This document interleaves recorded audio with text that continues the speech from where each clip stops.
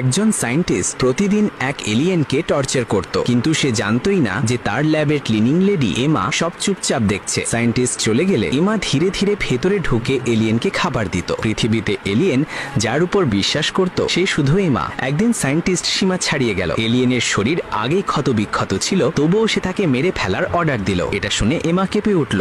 সে ঠিক করলো যাই হোক না কেন এলিয়েনকে বাঁচিয়ে আনবে। পরদিন এমা পরিষ্কার করার ভান করে ল্যাবে ঢুকলো। সুযোগ পেয়ে ক্যামেরা উঁচু করে দিল, এলিয়েনের শিকল খুলল আর নোংরা কাপড়ের নিচে লুকিয়ে বাইরে বেরিয়ে গেল। সে 2 বছর ধরে ওইখানে কাজ করছিল, তাই তাকে আটকায়নি কেউ। এলিয়েন বাঁচতে পানির প্রয়োজন ছিল, তাই সে গোপনে এমার বাথটাবে থাকতে লাগলো। কিন্তু পরদিন খবর এলো আর্মি পুরো শহরের ঘরে ঘরে তল্লাশি চালাবে। এদিকে এলিয়েনের ভয়ঙ্কর রূপ প্রকাশ পেল। ইমা না থাকায় সে ইমার পোষা বিড়াল খেয়ে ফেললো আর তার স্বামীকে ধাক্কা দিয়ে আহত করে পালালো। ইমা ফিরে এসে খুঁজতে লাগলো, কারণ সে জানতো বাইরে থাকলে এলিয়েন সবার জন্য বিপদ। অবশেষে সে তাকে একটি থিয়েটারে ভয়ে সংকুচিত অবস্থায় পেল। এলিয়েন তার ভুল বুঝতে পেরে অনুতপ্ত হলো। ইমা তাকে আবার বাড়িতে নিয়ে এলো। আশ্চর্যভাবে স্বামীর আঘাত সেরে গেল আর এলিয়েন মৃত বিড়ালকেও ফিরিয়ে দিল। এতে ইমা খুশি হলো। সে যখন ক্ষমার ইঙ্গিতে এলিয়েনের মাথায় হাত রাখলো, পরদিন দেখা গেল স্বামীর ছড়ে যাওয়া চুল আবার গজাচ্ছে আর তার বুড়ো শরীর তরুণ হয়ে উঠছে। তারা ভাবলো সব ঠিক হয়ে যাচ্ছে, কিন্তু হঠাৎ খবর এলো এবার নিজে কর্নেল তাদের বাড়িতে তল্লাশি করতে আসছে।